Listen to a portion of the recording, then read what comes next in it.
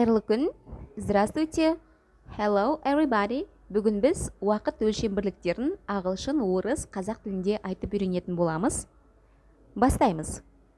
On time. Точно в назначенное время. Дәл келісілген уақытта. Once and for all. Раз и навсегда. Мәңгілікке.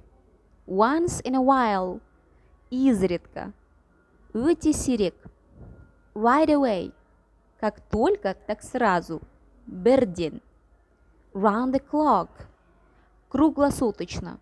Тәулік бойы. Демалыссыз. Sooner or later. Рано или поздно. Ерте ме, кеш пе. So far, as yet. На данный момент. Пока что.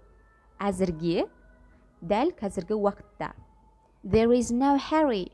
Спешить некуда. Ешқайда асығудың қажеті жоқ. Time is up. Время вышло. Уақыт аяқталды. Time out. Перерыв. Үзіліс.